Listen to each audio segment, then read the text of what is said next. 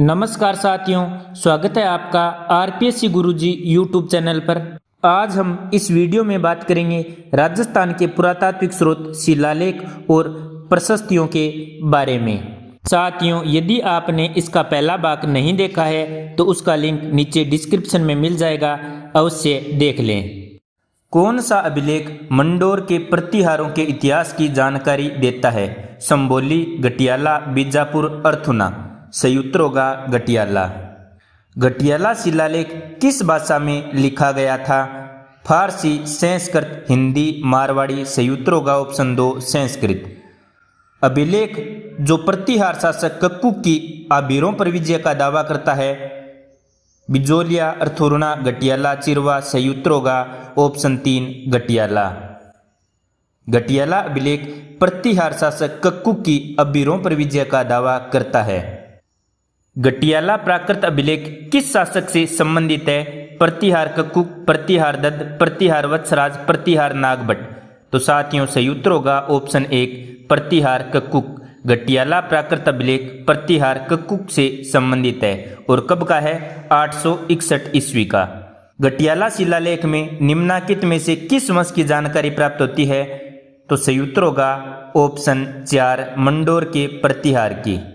गटियाला अभिलेख से संबंधित कथनों में असत्य कथन कौन सा है? अभिलेख में प्रतिहार शासक हरिश्चंद्र एवं उसके वंशजों का वर्णन दिया गया है। तो साथियों ऑप्शन 1 राइट है। रोहिलिद से लेकर कुकुग तक इसमें वर्णन है। अभिलेख में नागभट्ट प्रथम की राजधानी को मंडोर में स्थानांतरित करने का विवरण है। ऑप्शन 2 गलत है। अभिलेख में मग जातियों के ब्राह्मणों का उल्लेख है। ऑप्शन 3 सही है। यह अभिलेख 4 अभिलेखीय लेखों का समूह है। ऑप्शन 4 राइट है। तो गलत पूछ रखा है, ऑप्शन 2 गलत होगा। गटियाला के 2 लेख मिले हैं 861 ईस्वी के जोधपुर से उत्तर में गटियाला गांव में। एक लेख महाराष्ट्री भाषा का श्लोकबद्ध लेख है और दूसरा उसी का आश्रय रूप संस्कृत में है। इनमें हरिश्चंद्र नामक ब्राह्मण, जिसे रोहिलिद भी कहा जाता है, उसे वेद तथा शास्त्र का अच्छा ज्ञाता बताया गया है। उसकी 2 स्त्रियां बताई गई हैं, एक ब्राह्मण वंश से, दूसरी क्षत्रिय कुल से। ब्राह्मण के पुत्र ब्राह्मण प्रतिहार और क्षत्रिय रानी के मद्यपान करने वाले पुत्र क्षत्रिय प्रतिहार कहलाए। हरिश्चंद्र का समय उपलब्ध नहीं है, परंतु बाऊ के समय का अंकन दिया गया है। हरिश्चंद्र के 4 पुत्र बताए गए हैं, भोगभट, कक, रज्जिल और ददया दह। इन्होंने मिलकर मंडोर दुर्ग का ऊंचा प्राकार बनवाया। हरिश्चंद्र के उत्तराधिकारी वे रज्जिल, नरभट्ट और नागभट्ट। नागभट्ट ने अपनी राजधानी कहाँ पर स्थानांतरित की? नागभट्ट ने अपनी राजधानी मेड़ता में स्थानांतरित की। और प्रश्न में क्या पूछ रखा था? मंडोर। तो गलत होगा। नागभट्ट ने अपनी राजधानी मेड़ता में स्थानांतरित की थी गटियाला अभिलेख के अनुसार। नागभट्ट के पुत्र तात ने राज्य छोड़कर अपने भाई भोज को राज्य दे दिया एवं स्वयं मांडव्य के आश्रम में रहकर अपना जीवन बिताया। भोज के बाद यशोवर्धन और उसके बाद चंदुक प्रतिहार की गद्दी पर बैठा। चंदुक का पुत्र शिल्लुक ने राज्य का विस्तार त्रिवेणी और वलदेश की सीमा तक बढ़ाया और वलदेश के राजा भट्टिक को परास्त किया। उसके उत्तराधिकारी किसके? शिल्लुक के उत्तराधिकारी भोट ने गंगा में मुक्ति प्राप्त की और उसके पुत्र बिलादित्य ने राज्य छोड़कर हरिद्वार जाकर अपना देह छोड़ा। बिलादित्य का पुत्र कक बड़ा प्रतापी और विद्वान हुआ। उसने मुंगेर के घोड़ों को परास्त किया। तो कक ने किसे परास्त किया? मुंगेर के घोड़ों को। वह रघुवंशी प्रतिहार वत्सराज का सामंत था। कक किसका सामंत था? रघुवंशी प्रतिहार वत्सराज का सामंत था। उसके पुत्र बाउक ने नंदावल को परास्त किया और शत्रु सैन्य का संहार किया। जब उसका भाई कुकुक शासक बना तो उसने अपने सहचरित्र से मरु, मांड, वल, तमणी या त्रिवेणी और अज यानी आर्य एवं गुर्जरचा के लोगों का अनुराग प्राप्त किया। कक ने पालों या पालियों को जलाया और गटियालों के निकट गांव में हाट बनवाकर महाजनों को बसाया। यह शिलालेख उसी के समय लिखा गया। तो गटियाला शिलालेख कब का है? 861 ईस्वी पूर्व का। कहाँ से मिला है? जोधपुर के उत्तर में गटियाला गांव में एक स्तंभ पर। प्रतिहार नरेश कुक्कुक का यशोगान इसमें वर्णित है। इसमें रोयलिद से लेकर कक्कुक तक वंशावली दी गई है। ये लेख संस्कृत व प्राकृत दोनों भाषाओं में है। इस लेख में मग जाति के ब्राह्मणों का उल्लेख है। इसका रचयिता कौन है? मग एवं उत्कीर्णकर्ता कौन है? सुवर्णकार कृष्णेश्वर। कुक्कुक ने इसे उत्कीर्ण करवाया। इनमें सकदीपीय ब्राह्मण का भी वर्णन है जो ओस वालों के आश्रित रहकर जीवन यापित करते थे, जो मग जाति के थे। बड़वा ग्राम कोट्टा से कितने मोखरियु प्राप्त हुए हैं? 5, 3, 4, 7। तो साथियों, बड़वा ग्राम कोट्टा से 3 मोखरियु प्राप्त हुए हैं। तो सही उत्तर होगा ऑप्शन 2, 3। वर्तमान में बड़वा ग्राम कहाँ पर स्थित है? अंता तहसील बारा में। बड़वा ग्राम से प्राप्त यूप स्तंभ अभिलेख किस वंशीय गण से संबंधित हैं? मोखरी, प्रतिहार, योद्धगण, अर्जुनायन गण। सही उत्तर होगा ऑप्शन 1, मोखरी। बड़वा स्तंभ लेख। बड़वा एक छोटा गांव है जो कोट्टा के पास स्थित है। यहाँ से 3 यूप स्तंभ लेख उपलब्ध हुए हैं, जिसकी लिपि 3री शताब्दी ईसा की है। इसमें त्रिरात्र यज्ञों का उल्लेख है, जिनको वलवर्धन, सोमदेव तथा वलसिंह ने करवाया। ये तीनों भाई थे। इनका समय 295 कृत संवत है। एक दूसरे स्तंभ लेख में अपतोयाम यज्ञ का उल्लेख है, जिसमें मोखरी दंत्रात ने संपादित किया। इस यज्ञ का समय अतिरात्र था, अर्थात पूरे एक दिन के उपरांत दूसरे दिन तक इसे चलाया गया था। ये लेख वैष्णव धर्म तथा यज्ञ महिमा के द्योतक हैं। इसका मूल पाठ आप नीचे देख सकते हैं। बड़वा यूप अभिलेख कहाँ पर है? बारां जिले में। पहले कहाँ पर था? कोट्टा जिले में। तो बारां जिले की अंता तहसील के बड़वा गांव में यह अभिलेख स्थित है। यहाँ पर 3 यूप लेख मिले हैं। मोखरी वंश के शासकों का वर्णन मिलता है। इसमें महासेनापति बल के 3 पुत्रों द्वारा एक यज्ञ संपादन का उल्लेख है। यूप अभिलेख से देश में बुद्ध धर्म की अवनति एवं हिंदू धर्म के पुनरुद्धार के संधि काल में यज्ञादि के पुनरारंभ की जानकारी प्राप्त होती है। इस अभिलेख में कृत संवत का उल्लेख किया गया है। यह मोखरी वंश के शासकों का सबसे पहला व प्राचीन अभिलेख है। यह एक स्तंभ यानी यूप पर उत्कीर्ण है। उस अभिलेख को चिन्हित कीजिए जो प्राचीन राजस्थान में वैष्णव संप्रदाय की उपस्थिति के साक्ष्य देता है। कंसवा अभिलेख, बरनाला अभिलेख, हर्षनाथ मंदिर की प्रशस्ति, आहड़ अभिलेख। तो साथियों, सही उत्तर क्या होगा? ऑप्शन 2, बरनाला अभिलेख। बरनाला अभिलेख राजस्थान में वैष्णव संप्रदाय की उपस्थिति के साक्ष्य देता है। बरनाला यूप स्तंभ लेख। जयपुर राज्य के अंतर्गत बरनाला नामक स्थान पर एक यूप स्तंभ पर लिखा हुआ है, जिसे आमेर संग्रहालय में सुरक्षित कर दिया गया है। चैत्र शुक्ल पूर्णिमा 284 कृत संवत है। इसके अनुसार कृत संवत 284 में सोहर्न गोत्रोत्पन्न वर्धक नामक व्यक्ति ने 7 यूप स्तंभों की प्रतिष्ठा का पुण्यार्जन किया। लेख का अंश आप नीचे पढ़ सकते हैं। बरनाला अभिलेख जयपुर 278 ईस्वी का है। इसके अंत में भगवान विष्णु की वंदना की गई है। कुंभलगढ़ प्रशस्ति के रचयिता है राणा सांगा कुंभा कवि महेश देपाक। तो सही उत्तर क्या होगा? ऑप्शन 3, कवि महेश। कुंभलगढ़ प्रशस्ति 1460 ईस्वी कुंभलगढ़ से लाकर उदयपुर संग्रहालय में इसे सुरक्षित किया गया है। इसका समय विक्रम संवत 1517 मार्गशीर्ष कृष्णा पंचमी सोमवार को दिया गया है। इसमें देवनागरी लिपि और संस्कृत भाषा का उपयोग किया गया है।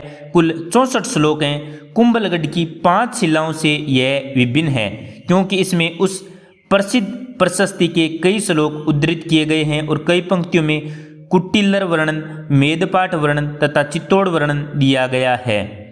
इस प्रशस्ति से ऐसा अनुमान लगाया जाता है कि उस समय मेवाड़, चित्तौड़ और एकलिंगजी के आसपास के भाग शासकीय विचारों से अलग अलग घटक थे।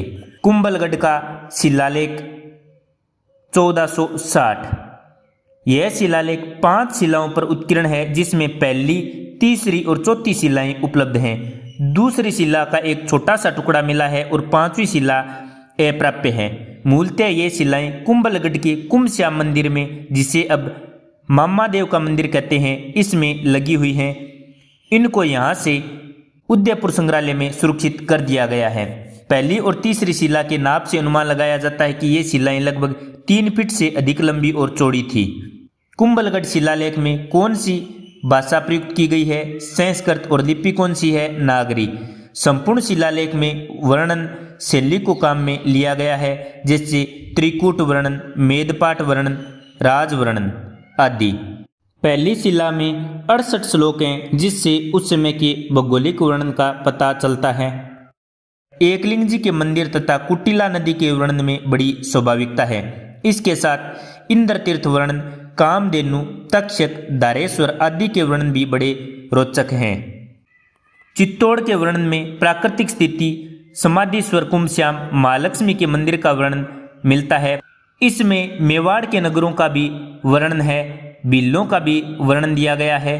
15वीं शताब्दी के जनजीवन को समझने में जो बड़ा सहायक है। दूसरी शिला के केवल 6 पंक्तियों के कुछ वाक्य ही अवशेष रहे हैं। दूसरी पट्टिका में चित्रांग ताल, चित्तौड़गढ़ दुर्ग तथा चित्तौड़ का वैष्णो तीर्थ रूप होने का वर्णन मिलता है। चित्तौड़ के बाजारों, मंदिरों तथा राजप्रसाद के वर्णन से कुंभा के समय की समृद्धि पर अच्छा प्रकाश पड़ता है। अंतिम 6 श्लोकों से हमें वंश वर्णन मिलता है। उससे रावल शाखा तथा राणा शाखा की विभिन्नता को समझने में सहायता मिलती है। प्रशस्तिकार ने दूसरी शिला में बप्पा को स्पष्ट रूप से विप्रवंशीय कहा है, जो बड़े महत्व का है।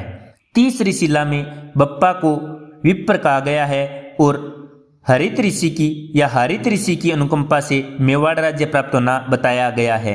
प्रशस्तिकार ने बप्पा को वंश प्रवर्तक माना है और गुहिल को उसका पुत्र लिखा है, जो ब्रह्मात्मक है। इसमें गुहा के पुत्र लाट विनोद का नाम दिया गया है, जो अन्यत्र नहीं मिलता। इसके बाद खुमान की विजय तथा उसके तुलादान का वर्णन आता है। इसके पश्चात इसमें राजवर्णन एकलिंग मातम्य के राजवर्णन से मिलता जुलता है। वेरी सिंह के संबंध में यह उल्लेखित किया गया है कि आहड़ के चारों ओर परकोटा तथा 4 गोपुर बनाए। इसमें कित्तू के साथ सामंत सिंह के संघर्ष का भी वर्णन मिलता है। इसके बाद इसमें रतन सिंह की चित्तौड़ रक्षा के निमित्त मृत्यु हो जाने पर खुमान के वंशज लक्ष्मण सिंह ने दुर्ग रक्षा करते हुए अपने प्राणों की आहुति दी। उस अवसर पर उसके 7 पुत्र दुर्ग रक्षा में काम आए, इसका वर्णन मिलता है। इस प्रशस्ति में उस समय के मेवाड़ के 4 विभागों का पता चलता है, जो चित्तौड़, आघाट, मेवाड़ और वागड़ थे। इनमें से दी गई कुछ सामाजिक संस्थाओं जैसे दास प्रथा, आश्रम व्यवस्था, वैदिक यज्ञ, तपस्या, धर्मशाला तथा पठन व्यवस्था का बड़ा रोचक वर्णन मिलता है। चतुर्थ प्रशस्ति में हमीर के वर्णन में उसे चेल्लाबाट जीतने का वर्णन है। उसे विषम घाटी पंचानन कहा गया है। लाखा के वर्णन में उसके धार्मिक और विजय कार्यों तथा तुलादान का वर्णन मिलता है।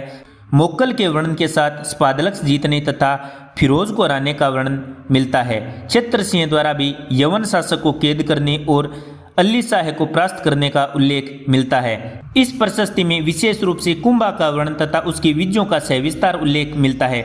उसके द्वारा की गई विजयों में योगिनीपुर, मंडोवर, यज्ञपुर, हमीरपुर, ववरमान, चंपावती, सिंहपुर, रणस्तंभ, स्पादलक्ष, अभोर, वंवावदा, मांडलगढ़, सारंगपुर आदि मुख्य हैं। कुंभलगढ़ का निर्माण तथा वहां अनेक मंदिर, बाग और बावड़ियां भी कुंभा द्वारा बनाए जाने का उल्लेख है। कुंभलगढ़ में हनुमान और गणेश की मूर्ति की स्थापना का वर्णन दिया गया है। इस प्रशस्ति को किसने रचा, यह निश्चित रूप से कहना कठिन है। डॉक्टर ओझा के विचारानुसार चित्तौड़ प्रशस्ति का रचयिता महेश ही होना चाहिए, क्योंकि कुछ श्लोक इन दोनों प्रशस्तियों से मिलते जुलते हैं। एक संभावना के अनुसार इसका रचयिता कान्हा व्यास को भी बताया गया है। नीचे आप इस प्रशस्ति की रचना काल और प्रशस्ति के कुछ उद्धरण देख सकते हैं। कुंभलगढ़ की प्रशस्ति कहाँ पर है? राजसमंद में। कब की है? 1460 ईस्वी का। प्रशस्ति कार्य उत्कीर्णकर्ता कौन है? कवि महेश। लिपि कौन सी है? देवनागरी भाषा संस्कृत। पहली शिला में कितने श्लोक हैं? 68। एकलिंग जी के मंदिर तथा कुटिला नदी के वर्णन में बड़ी स्वाभाविकता मिलती है। दूसरी शिला में चित्रांग ताल, चित्तौड़गढ़ दुर्ग तथा चित्तौड़ का वैष्णव तीर्थ रूप होने का वर्णन मिलता है। कहाँ पर सुरक्षित हैं ये? उदयपुर संग्रहालय में। गुहिल वंश का वर्णन मिलता है एवं उनकी उपलब्धियां मिलती हैं। बप्पा रावल को विप्रवंशीय ब्राह्मण बताया गया है। दूसरी व तीसरी प्रशस्ति में यह मेवाड़ के महाराणाओं की वंशावली को विशुद्ध रूप से जानने का महत्वपूर्ण साधन है। निम्नलिखित में से एकलिंग शिलालेख 1488 ईस्वी का लेखक है? महेश्वर, जगन्नाथ राय, राणा कुंभा, जगत सिंह। सही उत्तर होगा ऑप्शन 1 महेश्वर। एकलिंग जी के मंदिर की दक्षिण द्वार की प्रशस्ति 1488 ईस्वी। यह एकलिंग जी के मंदिर के दक्षिणी द्वार की ताक में लगी हुई है। महाराणा राममल ने मंदिर का जीर्णोद्धार करवाया था। इसकी भाषा कौन सी है? संस्कृत। लिपि कौन सी है? देवनागरी। कुल कितने श्लोक हैं? 101। इसमें नागदा का वर्णन है। बप्पा को द्विज कहकर पुकारा गया है। बप्पा के संन्यास लेने का वर्णन है तथा इसमें हमीर, लक्ष्मण सिंह, क्षेत्र सिंह आदि के अनुदानों का वर्णन है जो इनकी शिव भक्ति एवं उदारता को दर्शाता है। क्षेत्र सिंह ने यज्ञों द्वारा अपनी धार्मिक प्रवृत्ति का परिचय दिया। महाराणा लाखा के पास धन संचय बहुत हो गया, इसकी जानकारी मिलती है तथा इन्होंने 1 लाख स्वर्ण मुद्राएं दान में दी। बोटिंग भट्ट को पीपली गांव और धनेश्वर भट्ट को पंचदेवला गांव दान में दिया। महाराणा कुंभा ने रामकुंड का निर्माण करवाया तथा रायमल ने राम, शंकर और सम्या संकट नामक तालाब बनवाए। एकलिंग जी के मंदिर का उद्धार भी या जीर्णोद्धार भी रायमल ने किया। क्षेत्र सिंह ने मंडलगढ़ की विजय की। क्षेत्र सिंह ने मालवा के स्वामी अम्मी शाह को चित्तौड़ के पास हराया। क्षेत्र सिंह ने इड्र या एल के गढ़ को जीता और राजा रणमल को कैद कर लिया और उसका राज्य उसके पुत्र को दे दिया। मोक्कल ने जाजपुर के युद्ध में हाड़ों को पराजित किया। महाराणा कुंभा ने मालवा के शासक को कुचल दिया तथा सारंगपुर को नष्ट कर दिया। रायमल ने गयासुद्दीन को चित्तौड़ में परास्त किया और खैराबाद को नष्ट कर वहां से कर इकट्ठा किया। रायमल ने दाडिमपुर के युद्ध में क्षेम को हराया। इस प्रशस्ति में कुंभा को संगीतराज का रचयिता बताया जाता है कि कुंभा ने संगीतराज की रचना स्वयं की। रायमल ने रतनखेट गांव महेश कवि को दिया और अपने गुरु गोपाल भट्ट को परहान और थूर के गांव दान में दिए। नरहरि, जोटिंग या बोटिंग, अत्रि, महेश्वर आदि का वर्णन इस प्रशस्ति में मिलता है जो उस समय के प्रसिद्ध विद्वान थे। इस प्रशस्ति के सूत्रधार कौन थे? अर्जुन। और अर्जुन की देखरेख में ही एकलिंग जी के मंदिर का जीर्णोद्धार करवाया गया। इस प्रशस्ति में महाराणा हमीर से लेकर रायमल तक के राजाओं के संबंध में कई घटनाओं का उल्लेख मिलता है। एकलिंग प्रशस्ति गिरवा तहसील उदयपुर में है। इसके रचयिता महेश भट्टिया महेश्वर हैं।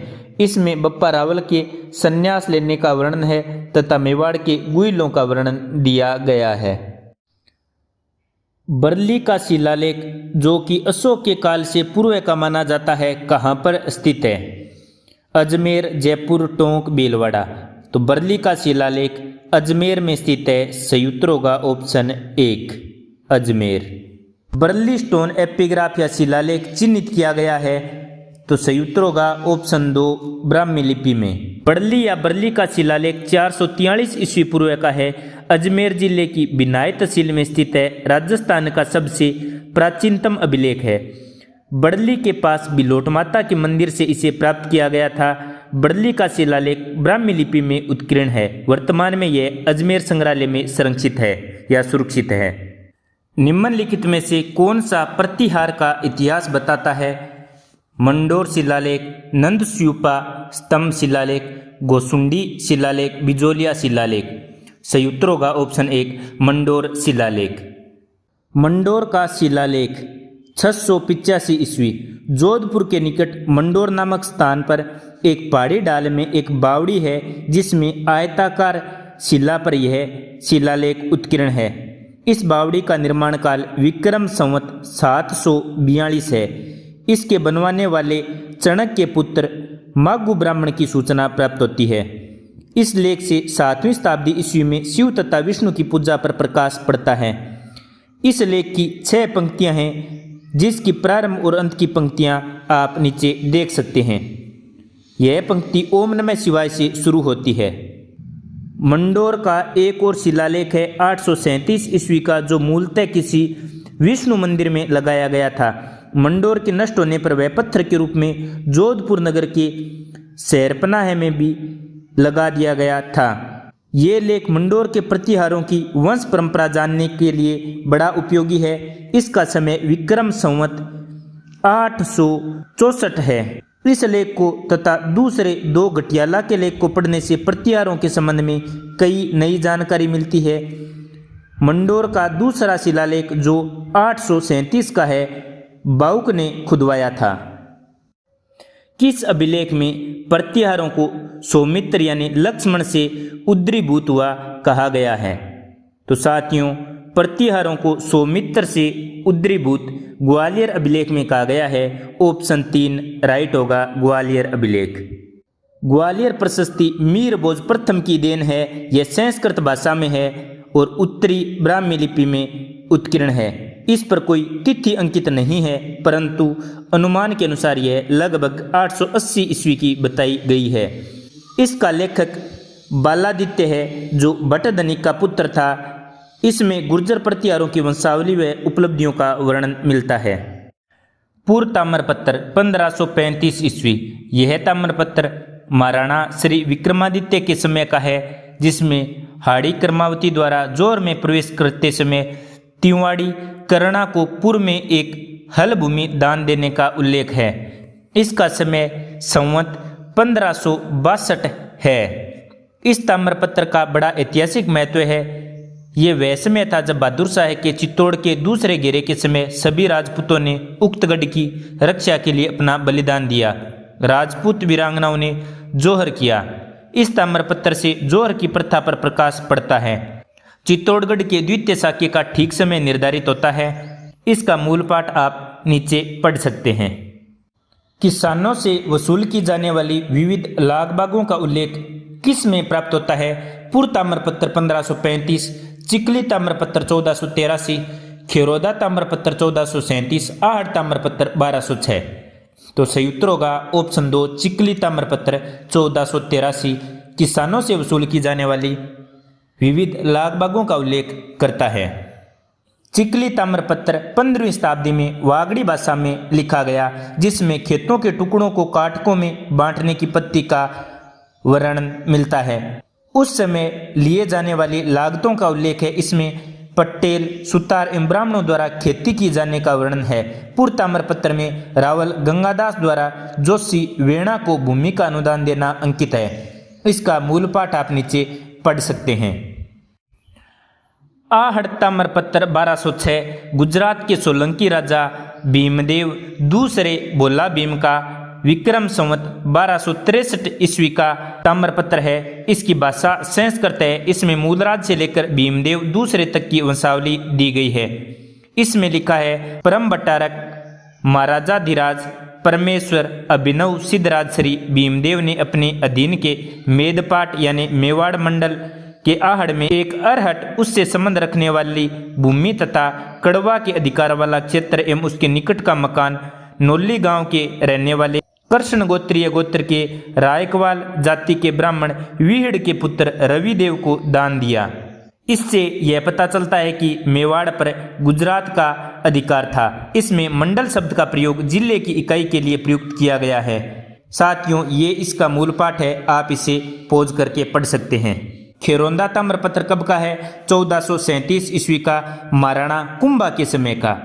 इसमें महाराणा ने श्री एकलिंग जी के मंदिर में प्रायश्चित कर 10 हल भूमि का दान उपाध्याय जोशी को दिया।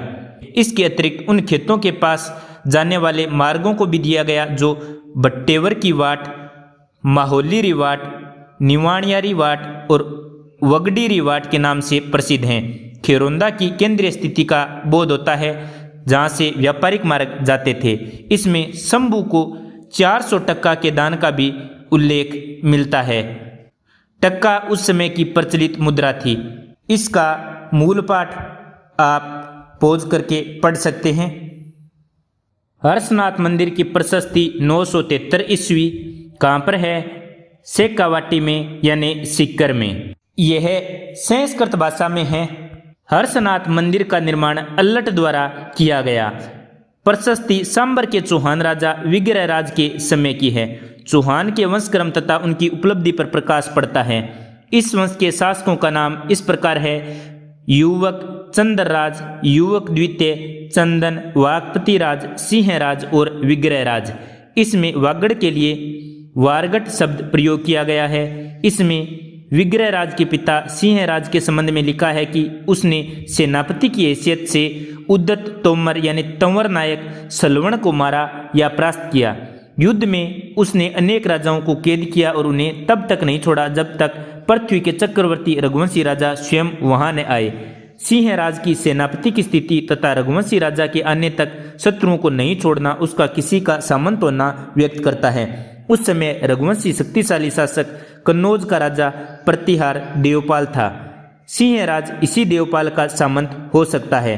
इस संबंध में ये श्लोक आप पॉज करके पढ़ सकते हैं। हर्षनाथ प्रशस्ति कहाँ पर है? सीकर के हर्षनाथ मंदिर में। कब की है? 973 ईस्वी या विक्रम संवत 1030 की। इसमें हर्षनाथ मंदिर का निर्माण किसके द्वारा किया बताया गया है? अल्लट द्वारा। चौहानों के वंशक्रम की जानकारी, पाशुपत संप्रदाय से संबंधित गुरु विश्वरूप का उल्लेख, वागड़ का प्राचीन नाम वारगट तथा ये किसके समय की बताई गई है? विग्रहराज के समय की। इस समय गुर्जर प्रतिहार शासक कौन था? देवपाल। महाराणा कुंभा के समय का प्राचीनतम ज्ञात अभिलेख विक्रम संवत 1490 प्राप्त होता है। किस ग्राम से? तो सही उत्तर होगा ऑप्शन 4 परदड़ा से। परदड़ा का लेख 1433 ईस्वी या विक्रम संवत 1490। परदड़ा का लेख कुंभाकालीन सबसे प्रथम लेख के रूप में प्रकाश में आया। इस लेख में पता चलता है कि कुंभा ने राज्य प्राप्ति के बाद विद्रोहियों को दबाया, न कि रणमल ने, जैसा कि जोधपुर की ख्यातों में दिया गया है। इसमें परदड़ा का नाम पाठ के पद्दर बताया गया है। इस लेख की भाषा संस्कृत है और यह गद्य में है। इसकी पंक्तियां आप पॉज करके आराम से पढ़ सकते हैं। अधोलिखित अभिलेखों का सही कालक्रम चुनिए, यानी आरोही क्रम में यानी बढ़ते क्रम में। बिजोलिया अभिलेख, नेमिनाथ अभिलेख, गोसुंडी अभिलेख, बुचकला अभिलेख। तो साथियों सबसे पहले क्या आएगा? गोसुंडी अभिलेख। कब का है? द्वितीय शताब्दी ईस्वी पूर्व का। उसके बाद कौन सा आएगा? बुचकला अभिलेख। कब का है? 815 ईस्वी का। इसके बाद में कौन सा आएगा? बिजोलिया अभिलेख। कब का है? 1170 ईस्वी का। इसके बाद में कौन सा आएगा? नेमिनाथ अभिलेख। कब का है? 1230 ईस्वी का। बुचकला अभिलेख 815 ईस्वी। इसकी खोज ब्रह्मभट्ट नानूराम ने बिल्लाड़ यानी जोधपुर के निकट बुचकला के पार्वती मंदिर वाले सभा मंडप से की। इस लेख में 20 पंक्तियां हैं। यह लेख वत्सराज के पुत्र नागभट्ट प्रतिहार के समय का है। इसमें संस्कृत भाषा प्रयुक्त की गई और गद्य भाषा में लिखा गया। इस प्रशस्ति में प्रतिहार वंशीय सामंत और कुछ उस वंश के व्यक्तियों का नाम मिलता है। नागभट्ट के सामंत युवक की पत्नी जावाली ने, जो जज्जक की पुत्री थी, यहाँ संभवतः देवालय में मूर्ति स्थापित की। इस निर्माण कार्य का सूत्रधार पंचहरि को दिया जाता है, जो दैया का पुत्र था। अब इस मंदिर को पार्वती मंदिर कहा जाता है। संभवतः विष्णु की प्रतिमा का किसी कारण नष्ट हो जाने से पीछे से इसमें पार्वती की मूर्ति स्थापित की गई और तभी से इसे पार्वती मंदिर जाना जाने लगा। इसकी कुछ पंक्तियां नीचे दी गई हैं, जिन्हें आप पॉज करके पढ़ सकते हैं। रसिया की छत्री अभिलेख का नाम उत्कीर्ण है, तो सही उत्तर होगा नरवर्मा गुहिल का। रसिया की छत्री का लेख 1274। रसिया की छतरी के दोनों ओर ताकों में लगा हुआ है। अब एक ही ताक में केवल एक शिला बची है और दूसरी ताक वाली शिला अप्राप्य है। संभवतः चित्तौड़ के किसी हमले के समय यह नष्ट हो गई होगी। उदयपुर संग्रहालय में एक शिलाखंड ऐसा अनुमानित किया जाता है कि अप्राप्य लेख का यह बचा हुआ भाग हो सकता है। ये लेख विक्रम संवत 1331 के हैं, जिसकी रचना नागर जाति के ब्राह्मण वेद शर्मा ने की थी, जो प्रियपट्टू का पुत्र था, जो चित्तौड़ का निवासी था। इसके सूत्रधार सज्जन ने उत्कीर्ण किया। प्रस्तुत लेख का प्रारंभ देवताओं की वंदना तथा गुइल वंश की प्रशंसा से होता है। आगे चलकर मेवाड़ का वर्णन दिया गया है। ये वर्णन इतिहास के विद्यार्थियों के लिए उपयोगी है। 13वीं शताब्दी की मेवाड़ की प्राकृतिक स्थिति, पक्षियों के संबंध में जानकारी मिलती है। इसमें दिए गए देलवाड़ा तथा नागदा का वर्णन उस समय की नगर योजना को समझने में काम आता है। प्रशस्तिकार यहाँ की स्त्रियों की सुंदरता पर विशेष ध्यान आकर्षित करता है। 10वें श्लोक में बप्पा का वर्णन आता है, जिसमें उसकी हारित द्वारा सुवर्ण कटक तथा राज्य प्राप्त करने का उल्लेख तथा बप्पा द्वारा यज्ञ स्तंभ का स्थापित करना बतलाया गया है। आगे चलकर प्रशस्तिकार गुइल को बप्पा का पुत्र बताने की भारी भूल करता है। इसमें गुइल के बाद सील, कालभोज, मम्मट, सिंह, महायक, खुमाण, अल्लट, शक्ति कुमार, अंबा प्रसाद, सूची वर्मा और नरवर्मा नामक मेवाड़ के शासकों की उपलब्धियों पर प्रकाश डाला गया है। मम्मट द्वारा मालवा के राजा को हराया गया। प्रस्तुत प्रशस्ति के रचयिता तुलनात्मक वर्णन द्वारा हमें कई विषयों की सूचना देता है जो अन्यत्र उपलब्ध नहीं होती है। इससे युद्ध के अवसर के उल्लेख, उस समय प्रचलित दास प्रथा तथा अस्पृश्यता का संकेत मिलता है। इसमें खेर, पलास, आम, चंपा, केसर, अंगूर आदि वृक्षों के नाम दिए गए हैं। रसिया की छतरी शिलालेख के ये पद्यांश हैं, आप पॉज करके आराम से पढ़ सकते हैं। तो रसिया की छतरी का शिलालेख कब का है? 1274 ईस्वी का। कहाँ पर? चित्तौड़गढ़ जिले के राजमहल के पीछे रसिया की छतरी पर उत्कीर्ण है। मेवाड़ के गुइल वंशीय शासकों बप्पा से नरवर्मा तक जानकारी मिलती है। इसकी रचना वेद शर्मा ने की। 13वीं शताब्दी के जनजीवन की जानकारी मिलती है नागदा एवं देलवाड़ा के बारे में। आप नीचे कमेंट में बताइए, रसिया की छतरी का शिलालेख किसने उत्कीर्ण किया? कौन सा अभिलेख चित्तौड़ के प्रारंभिक इतिहास पर प्रकाश डालता है? तो सही उत्तर होगा ऑप्शन 2, मानमोरी अभिलेख। मानमोरी शिलालेख राजस्थान के किस क्षेत्र से संबंधित है? तो सही उत्तर होगा ऑप्शन 3, चित्तौड़। मानमोरी का लेख चित्तौड़गढ़ के पास मानसरोवर झील के तट पर एक स्तंभ पर खुदा हुआ है। यह कर्नल टोड को मिला था। अपने साथ इंग्लैंड ले जाते वक्त भारी होने के कारण कर्नल टोड को समुद्र में फेंक देना पड़ा। केवल इसका अनुवाद इसके पास बच रहा, जिसको उसने अपनी पुस्तक एनालस एंड एंटीक्वाटीज में प्रकाशित किया। पार्थिव स्थिति में ये लेख उपलब्ध नहीं है। इस लेख में अमृत मंथन के संबंध में कथा मिलती है। इसमें 4 राजाओं का वर्णन मिलता है, महेश्वर, भीम, भोज और मान। महेश्वर को शत्रुअंता तथा संपन्न शासक बताया है। भीम को अवंतीपुर का राजा बताया है। भीम का पुत्र भोज बड़ा पराक्रमी था, जिसने युद्ध क्षेत्र में हस्ती के मस्तक को विदीर्ण किया। उसका पुत्र मान था, जो सद्गुण संपन्न, ईमानदार व सदचरित्र वाला था। मान ने मानसरोवर झील का निर्माण करवाया। इस प्रशस्ति का लेखक पुष्य था, जो नागभट्ट का पुत्र था, और पंक्तियों का उत्कीर्ण शिवादित्य ने करवाया, जो करुक का पुत्र था। तो मानमोरी शिलालेख किसने रचा? यह लेखक कौन था? पुष्य। और उत्कीर्णकर्ता कौन था? शिवादित्य। इस वंश को तक्षक वंश तथा अग्निवंश से उत्पन्न होने वाला बताया गया है। मानमोरी लेख 1713 ईस्वी का है। मानसरोवर झील के तट पर एक स्तंभ पर उत्कीर्ण है। अमृत मंथन की कथा तथा 4 मौर्य राजाओं का उल्लेख इसमें मिलता है। इसके रचयिता या प्रशस्तिकार कौन है? पुष्य। और इसके उत्कीर्णकर्ता कौन है? शिवादित्य। कर्नल टोड ने चित्तौड़ से प्राप्त किया। इसमें चित्रांगद मौर्य का उल्लेख है। शिलालेख या प्रशस्ति और उनके उत्कीर्ण वर्ष के सही जोड़े कौन से हैं? अचलेश्वर शिलालेख 1285 ईस्वी, बिजोलिया शिलालेख 1117 ईस्वी, चिरवा शिलालेख 987 ईस्वी, कुंभलगढ़ प्रशस्ति 1460 ईस्वी। तो साथियों, अचलेश्वर शिलालेख कब का है? 1285 ईस्वी, एकदम सही। बिजोलिया शिलालेख कब का है? 1170 ईस्वी, एकदम सही। चिरवा शिलालेख कब का है? 1273 ईस्वी का है। 987 ईस्वी का नहीं है, तो 3 गलत होगा। कुंभलगढ़ प्रशस्ति 1460 ईस्वी, 4 नंबर सही है, तो सही ऑप्शन होगा 1, 2 और 4। बिजोलिया लेख कहाँ पर है? भीलवाड़ा में। चिरवा का शिलालेख कहाँ पर है? उदयपुर में। कुंभलगढ़ प्रशस्ति कहाँ पर है? राजसमंद में। अचलेश्वर शिलालेख 1285 ईस्वी कहाँ पर है? अब्बू सिरोई में।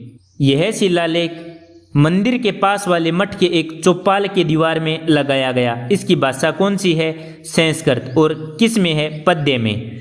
इसमें बप्पा से लेकर समर सिंह तक का वर्णन है। समर सिंह ने यहाँ सुवर्ण ध्वजा गौरी मठ का निर्माण करवाया और यहाँ रहने वाले भावशंकर महात्मा का शिष्य था। मेदपाट या मेवाड़ का बड़ा ही रोचक वर्णन है। इसमें बप्पा के शौर्य का वर्णन दिया गया है। नागदा नगर के संबंध में हरित ऋषि का वर्णन आता है। अचलेश्वर प्रशस्ति का रचयिता वेद शर्मा था, जो प्रियपट्टू का पुत्र था, और इसका लेखक शुभचंद्र और उत्कीर्णकर्ता करम सिंह सूत्रधार था। वेद शर्मा चित्तौड़ नगर के निवासी थे, ब्राह्मण परिवार के। वेद शर्मा, जिसने प्रसिद्ध समाधीश्वर और चक्र स्वामी के मंदिर समूह की प्रशस्ति बनवाई थी। नाथ प्रशस्ति राजस्थान की किस रियासत से संबंधित है? तो सही उत्तर होगा ऑप्शन 3, मेवाड़। नाथ प्रशस्ति कब की है? 971 ईस्वी की।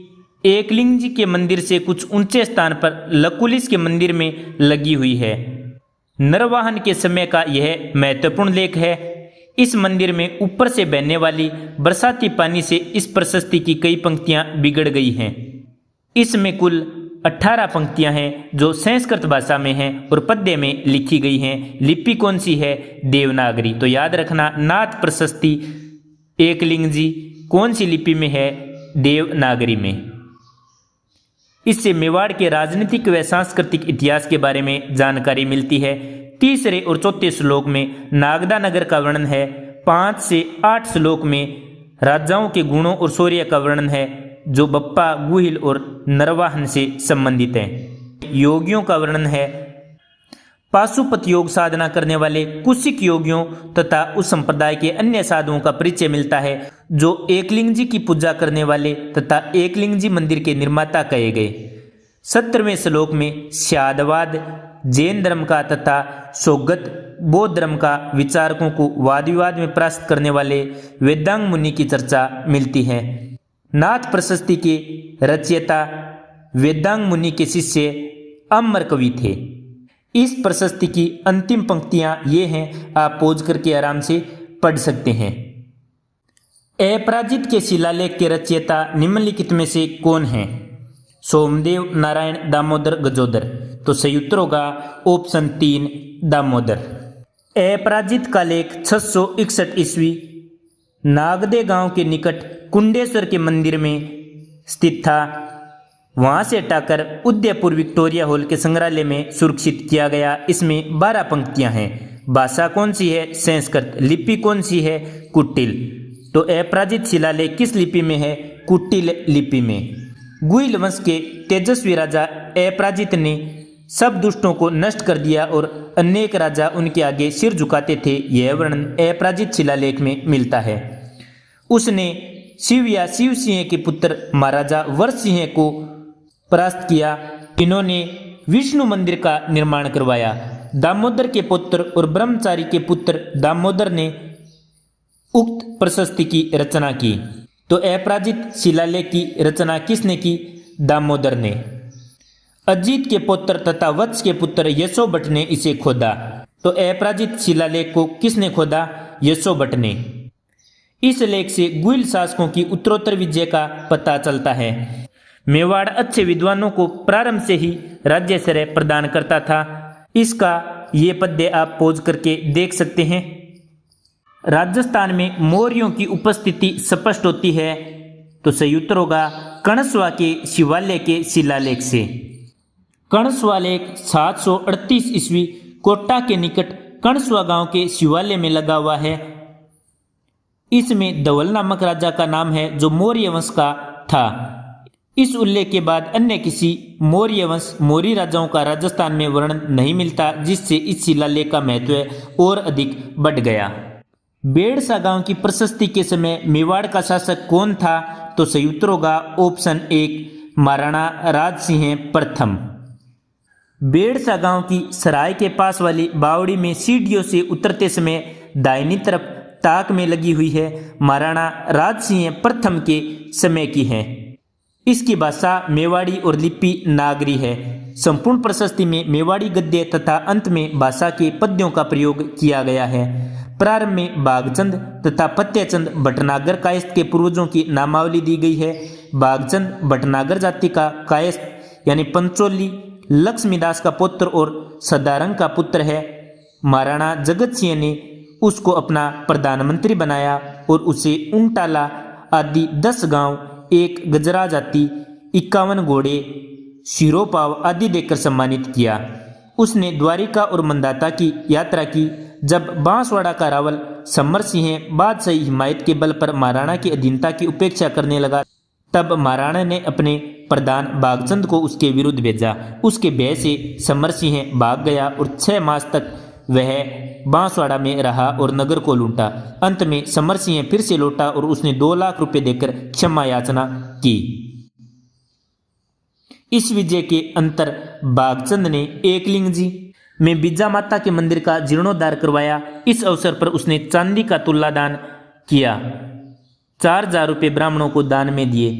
महाराणा इतने प्रसन्न थे कि उसके घर 3 बार गए और उसके लिए हवेली बनवा दी। इस अवसर पर दिए गए हाथियों के नाम चंचलो, सारदार, जगत सोया तथा हथनी सहेली था। उसका पुत्र फतेहचंद भी महाराणा राज सिंह का प्रधान रहा। महाराणा ने उसे भी 1716 में बांसवाड़ा के रावल के विरुद्ध 5000 सेना देकर भेजा। समर सिंह ने अंत में 1 लाख रुपए, 10 गांव, देश दान, 1 हाथी और रतनी देकर महाराणा की दीनता स्वीकार कर ली। इसी तरह महाराणा ने उसे देवलिया और मालपुर आदि स्थानों की विजय के लिए भेजा, जिसमें फतेहचंद विजयी रहा।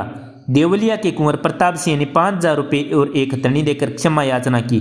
टोडा मालपुरा से भी उसे 35,000 रुपये दंड मिला। इन विजयों के वर्णन में देश दान और उम्मेदंड का उल्लेख आता है। नगर गांव आदि की सीमाओं पर लगने वाली उस समय देश, नगर, गांव आदि की सीमाओं पर चुन्नी लगती थी, जिसे देश दान कहते थे। और लूट के समय उसी समय जो दंड वसूल किया जाता था उसे उभयदंड कहते थे। महाराणा 3 बार फतेहचंद के घर गए और उसे भी सम्मानित किया। उसने 3 बार यात्रा की। फतेहचंद ने बेड़वास में एक बावली, बाग तथा धर्मशाला बनाकर अपनी संपत्ति का सदुपयोग किया। प्रशस्ति का लेखक सूत्रधार हमीर जी और प्रति तैयार करने वाला भवानी शंकर तथा काम की अध्यक्षता करने वाला दोल्लो कमला शंकर का पुत्र तथा रूपो गजपति गौड़ जाति के थे। इस प्रशस्ति का एक पद्य इस प्रकार है, आप इसे पॉज करके पढ़ सकते हैं। तो साथियों, राजस्थान के प्रमुख अभिलेखों में इतना ही। यदि आपने पहला पार्ट नहीं देखा है तो उसका लिंक डिस्क्रिप्शन में मिल जाएगा। आपको वीडियो कैसा लगा नीचे कमेंट में अवश्य बताएं। धन्यवाद। जय हिंद, जय भारत।